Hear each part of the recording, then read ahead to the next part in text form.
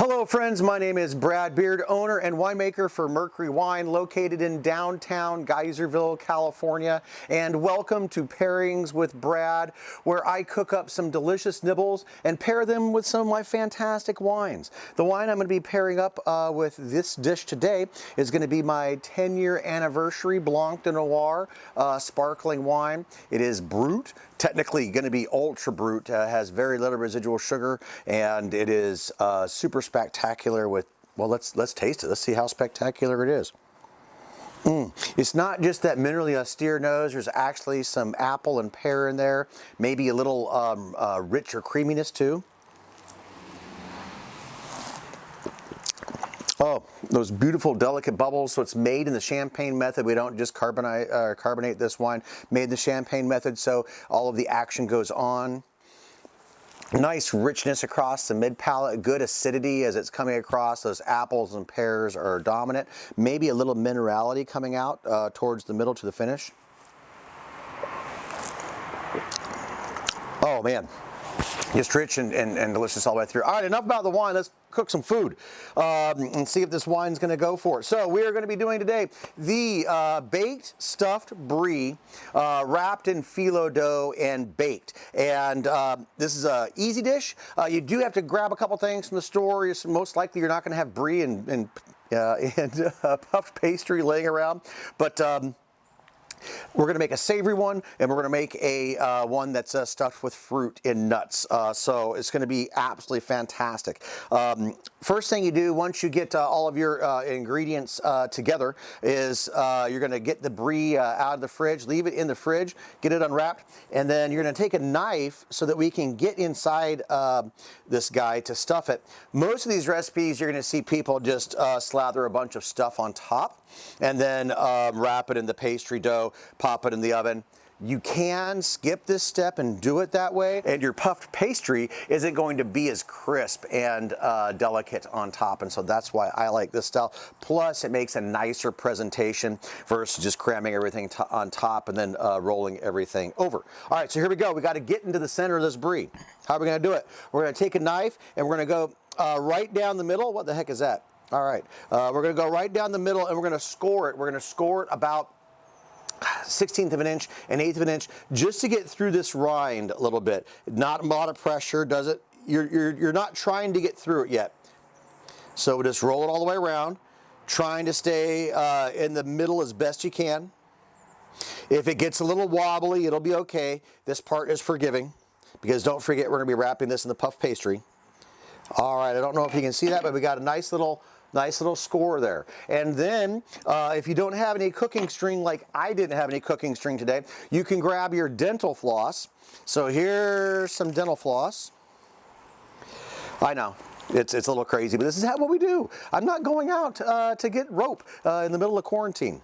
Nope, we're gonna stay home. Anyway, so we get our dental floss, and then we're gonna stick that into the score line that we just did. Make sure we get started nicely there. Just a little bit of pressure, get it started, flip it over. A little bit of pressure to get it started there too. And once you have it ready to go ahead and set it back down, and then just pull across. And then once you've straightened the string out completely, voila. You've cut your sticky, gooey brie in half, and now you can stuff it. It's going to be really easy to take care of that.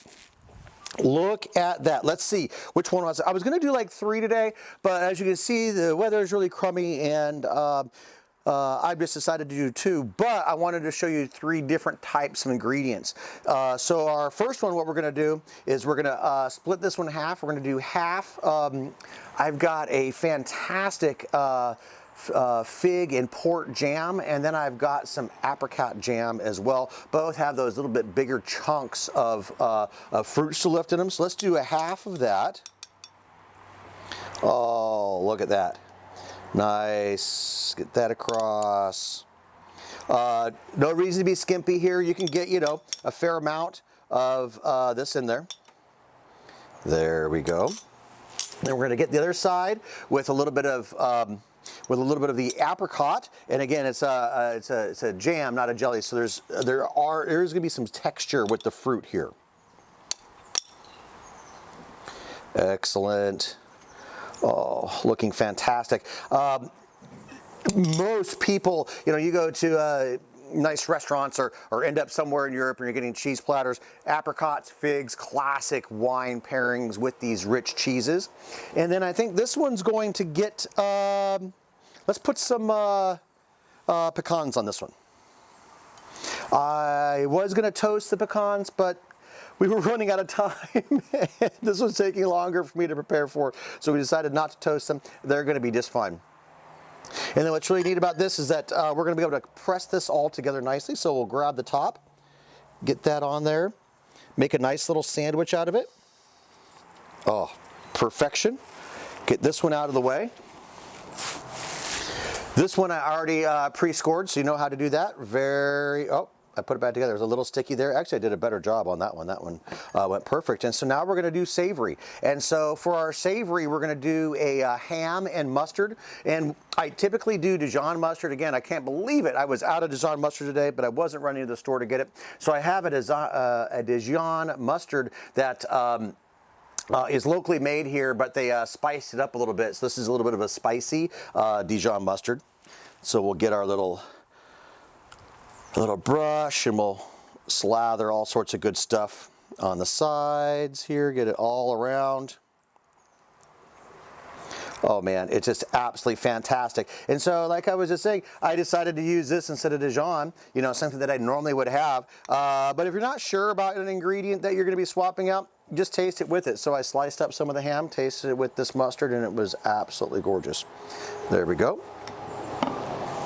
And so we're going to get a little bit of ham and get it. And when we're talking about these ingredients, get quality ingredients, because the more flavorful the ham is, the more flavorful the whole thing is going to be. So this is a nice smoked ham. You can go ahead and get some slices out of the deli, but make sure you get something that's got some nice flavor. Get that in there. All right, pile this high. So a nice savory side to this. Excellent, looks good. And then my third one that I was going to make, but I didn't, was going to have pomegranate seeds in there. And I thought maybe just a hint of sweet with the savory. So I'm going to toss a couple of pomegranate seeds in there.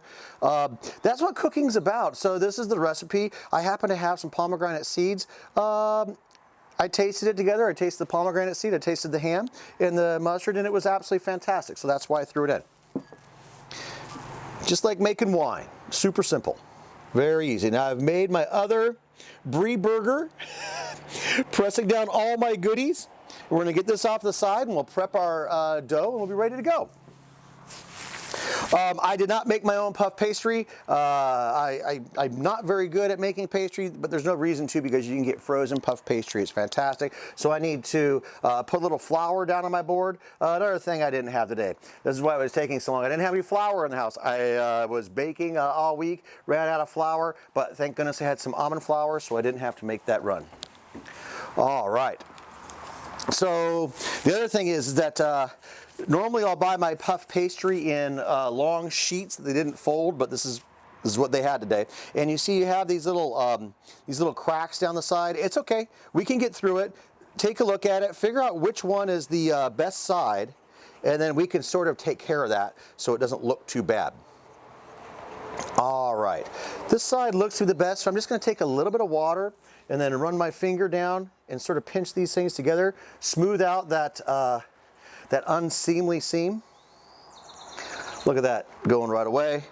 I don't know if you can see it, but you just sort of pinch that together. All right, now it looks like you actually made this at home and you didn't pull it out of the freezer. And this is fairly thick, so I'm just going to give it a quick roll. Grab it out, just a little bit, nothing major here. Easy, fella, get back over there. Oh yes, looking nice. All right, very good. Maybe just a little bit back here. Excellent. And so this one is going to be the top. It's the one that I made nicely. Now my other one's going to be the bottom, so I'm not going to have to pay so much attention to those unsightly seams. There we go.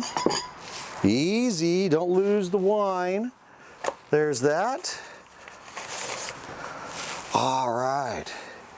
Our next one is going to be the bottom, so we don't have to worry too much about those seams. Nobody's going to see this.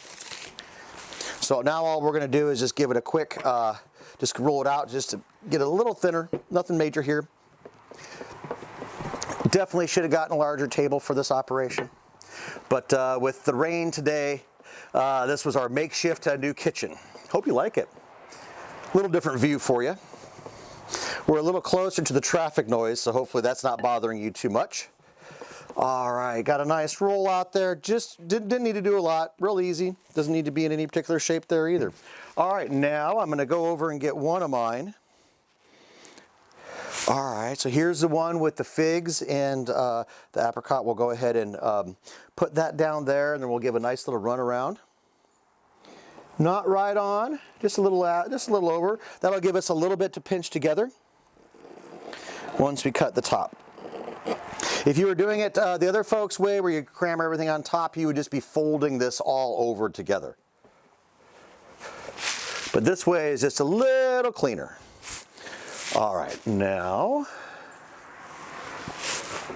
we've got our next one over the top. Now, since we rolled it out a little bit, we can kind of stretch it around, see how nicely it's coming. And if you've ever seen the other baked Bries where they just throw it on top, this is where it just gets all kind of wobbly.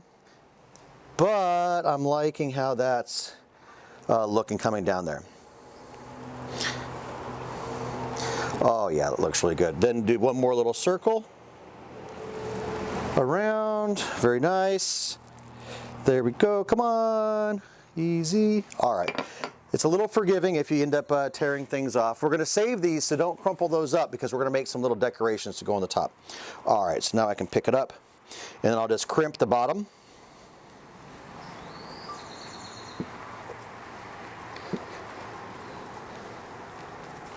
Looking good. Wow, look at that. That looks fantastic. Looks like a gorgeous little cake that you would love to have. But we got to put a little decoration on it. So let me get one of these back and see if I've got enough out of there. I had enough dough to where if I didn't have enough, I could have done it. I was going to throw some flowers on. Maybe make a grape motif since I'm a winemaker. But we're speeding this up a little bit. We just got a butterfly. We found that running around. So we'll do a little butterfly in here. Come on, whoops. That was a little too quick. I needed to press down a little harder. All right, make sure you press down all the way. Let's see, we pull up, there it is. Good job. All right, we're gonna toss a little butterfly on there, but to make sure our butterfly stays on, we need a little bit of egg wash. So we've got that right here. Egg wash is super simple. Tablespoon of water, whisk up an egg, and it's gonna be fantastic. And we were able to crimp those sides down there. The other thing it could have done for you is it would have been able to seal those two edges, but since we crimped the sides, we're not gonna have to worry. And then so the egg wash, not only is it gonna stick our butterfly down for us, it's going to make a beautiful, beautiful color on the outside. Right now you should have your oven set to 400 degrees so that this thing can bake for 15-20 minutes or until you've got color on the pastry. You're really just looking for the pastry to rise and to get color there. All right, now that's going to stay there. Now I can wash the top of this. That'll be nice as well. You know what I think I'm going to do? I think I'll go ahead and I'm going to set this one over the side. Let's see if I can get artistic so we can do some leaves on there too. All right, so just make a little leaf shape. Oh, there we go. Oh, that's a nice, oh, it looks like, oh, that looks like a California bay leaf. And if you want to get crazy, go ahead and run a line down the middle and then do some little leaf marks down the side. Looking good. Oh, that leaf was a little, there we go. Nice. Maybe we'll have a leaf going down the side. Who doesn't want to have a leaf? Butterflies, leaves. I think they'll do some good stuff. I think we better balance that out with another leaf.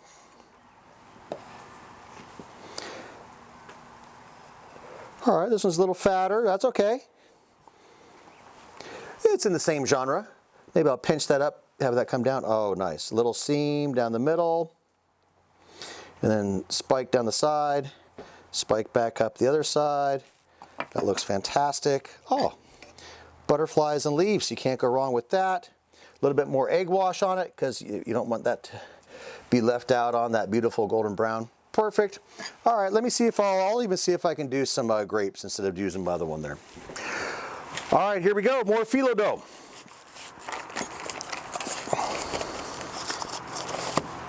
All right, guys, you saw the process there. We've got the egg wash on. I'm going to go through the other one, and I'll come back when I get ready to put the design on. I think I'll go ahead and do a grape motif. I just couldn't handle another one like that. So you know the process. We're going to go ahead and clean these seams up. We're going to roll it out, and we'll be back in just a minute. Thanks. Okay, my friends, just took me another 4 or 5 minutes to get this next one ready to go. We decided to do the grapes. Super simple to do the grapes. All you need is a bunch of round balls. You could go ahead and do a little round cookie cutter and then create a grape shape, but I like to do the round balls. So I just like to throw it together like that, no big deal. Hit it with a little water so that I can break those seams down or break those seams together. Now I've got my grape. And then we're going to need a couple of, we need something for the vine, and then we're going to be doing a little twist here. So let me get the egg wash done real fast. And then we're going to get this thing finished up, this in the oven, and then we're going to be eating good in the neighborhood. It is going to be so fantastic. One other thing is that when we get this out, and we'll talk about it a little bit then, you need to give it just a few minutes to rest, just like a steak, because if you cut into it right away, it's going to be this molten ooze that goes out, and they're not going to, I don't mind the molten ooze, but it looks a little better if it's cut open and then it's not completely oozing out. So you just need to be slightly patient after it gets baked. Look at that, that looks looking good. And so grapes are typically in a V pattern. So, and some grapes are larger, some are smaller. So I'll put the larger grapes up on top. We'll just kind of go down in a descending pattern. Nope, I'm going to go off to the side. We're going to make it a little more artistic. Bring that guy in. Some smaller grapes down here. Oh, a big one got in. Another big one. All right, that looks pretty good. Actually, that guy's too big. I want this cluster to maybe come down over the side. So a couple of smaller grapes that are going to come down, because sometimes you get a little side handle that comes off the grape there. Oh, look at that. That's legitimate. That's a legitimate grape cluster right there. That's looking pretty good. And then we'll take just a little something to create the vine. So I'll twist this up a little bit, because a lot of the grapevines are twisted, and have that attached right there. One more. Twist 2 or 3 times. A little attachment. You know what I'm going to do, because I don't really like how it attached? I'm going to bring this down over here, and then maybe we'll get one more grape right in there, and there we go. It's all attached. It's looking good. We'll go ahead and egg wash those as well. Don't forget that, because they won't look as cute. Uh-oh. Looks like I pushed them around a little bit. I'll have to do a little repair, but that's okay. Bring that around the side. Actually, that's looking pretty good. I don't know if you can get I'm going to add something right in there. Oh, that didn't get egg washed. There we go. Add this one.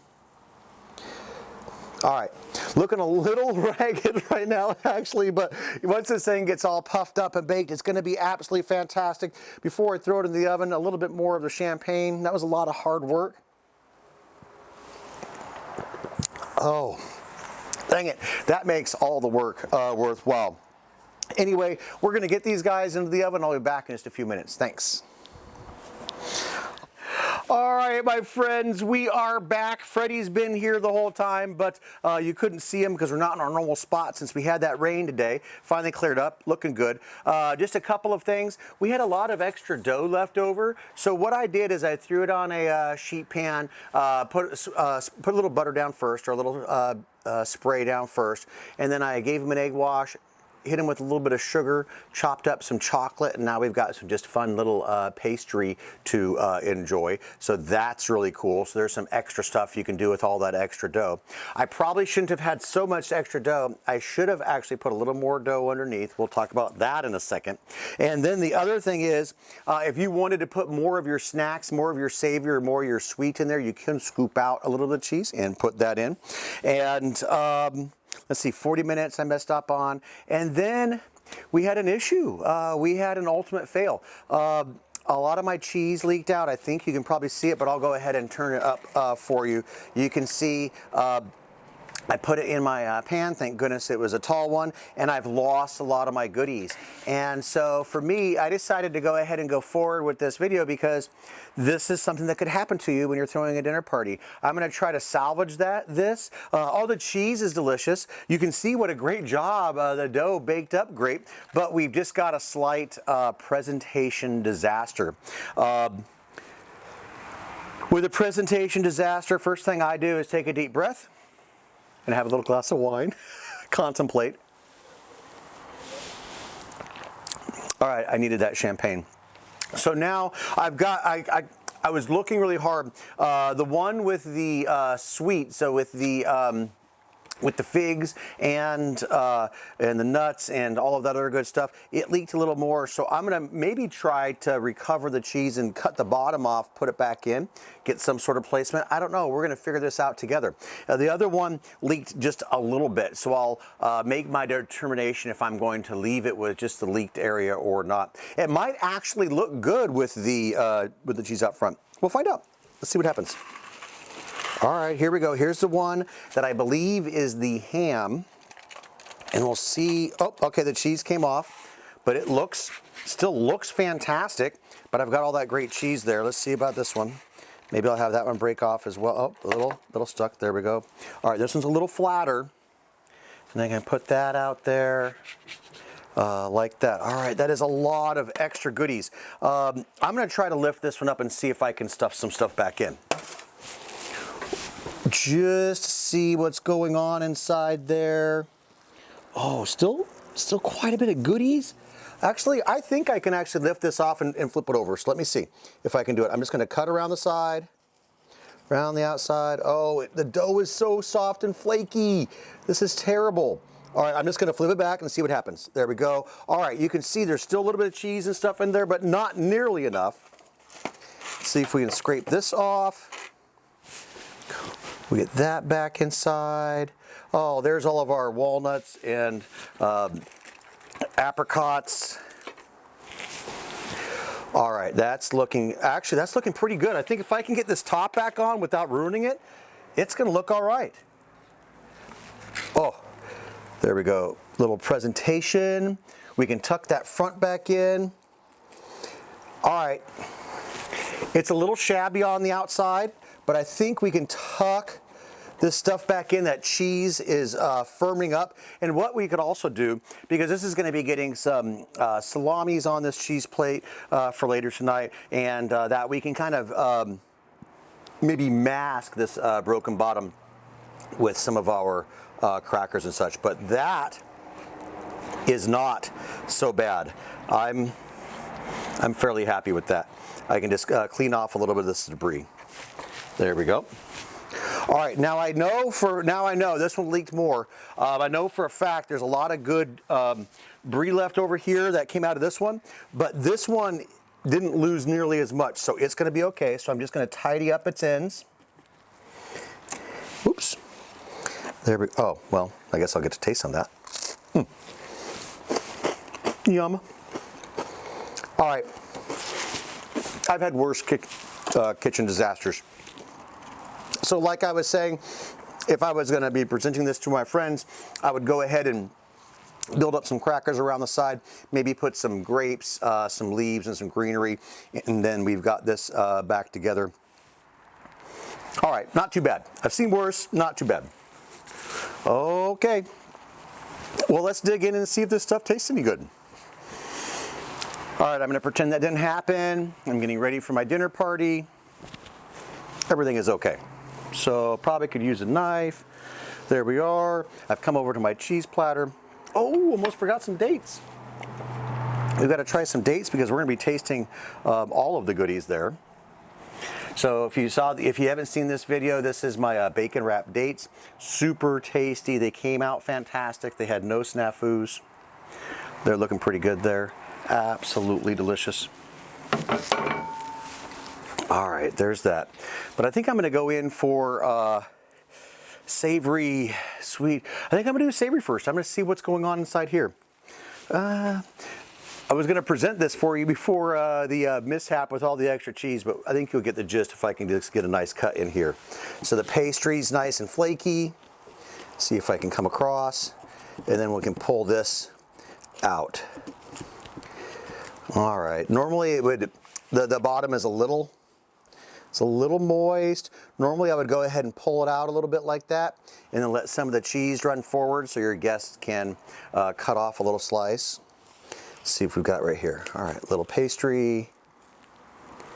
Oh man, get a little bit of ham in there, a little bit of that mustard, that heat. Let's see how that tastes. Okay. Holy cow. Dang it. That is so good. I am so sad that the presentation wasn't perfect for this. Well, this is so rich, so savory. You can taste that sweet and hot mustard. Usually it's that really intense Dijon that's in there. The ham flavors are coming through perfectly. The delicious dough. Oh man, that's fantastic. Need a little more champagne. So I'm having a nice party. I'm enjoying. I've got my champagne.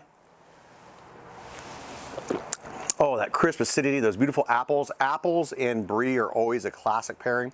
Pears and Brie, another classic pairing. This has got all of those wonderful apple and pear flavors, so it is really good. Oh, that's fantastic. Super pleased with the flavor.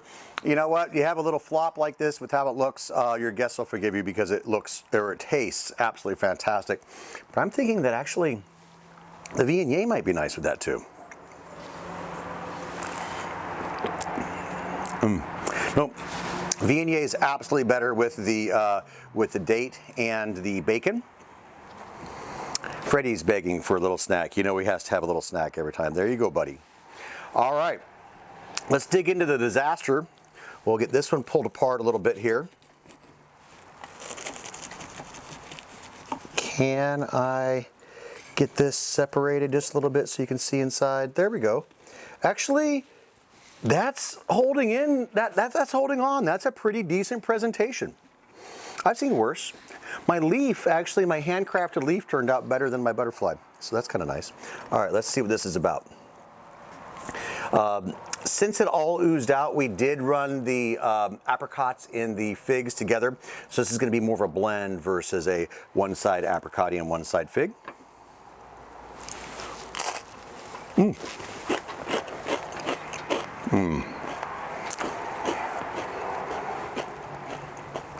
The sweetness of the jellies, really nice. There's a little more toasted nut there. The nut flavor is coming through. Actually, really sort of taming the Brie. These are a little more dynamic, I would say. Let's see if this one's going to be okay.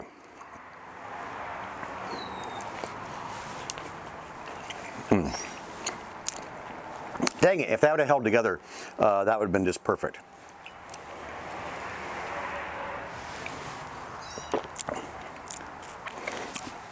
Champagne really strong with it as well. It's nice. It's developing a little more creamy finish. So this one with that sweetness, which makes sense because those jams had sugar. So that sweetness is balancing the acid in the champagne. So this is making a little more of a creamy finish. All right, good, all around. Let's see if Mr. Viognier goes well with it. Let me get more of these little goodies in here. And actually, the only nice thing about this whole situation, you can see that it's just barely oozing out. This is the temperature you want to serve it at, so that cheese has, you know, kind of come back together and isn't just running all out like it did when it was on the pan. Good Lord.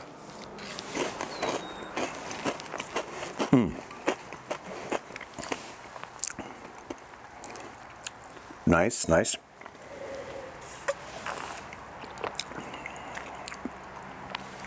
All right, sounds good. Actually, the Viognier pairs better with this than the first one. So the Viognier not quite as good with the savory. Still delicious, but just not amazing like it was with the champagne.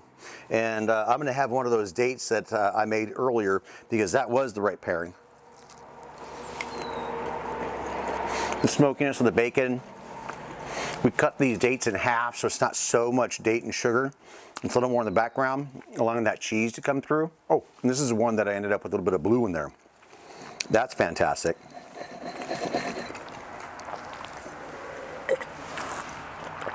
And that is the right pairing for that as well. Freddie, do you want a little date and bacon?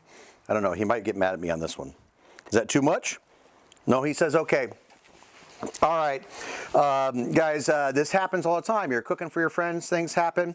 The fix to this was when I was cutting the circle around the Brie, it should have been about another ½ an inch longer so that when I folded that over and pinched it together, the cheese couldn't ooze out. Totally my fault. Didn't pay attention, made a mistake, but that's okay. That's just cooking. That stuff happens all the time in the kitchen. Don't forget, don't throw your scraps away. Just go ahead and throw some sugar and a little bit of your egg wash on there. Now you have some extra snacks for the rest of the night. The Viognier is awesome. I'm going to be showing this next Friday for Happy Hour with Brad, 5 o'clock. Come back and visit me then, and I'm going to try to wrap this up so we can get done. Thank you guys so much. Come back and see me again. Thanks.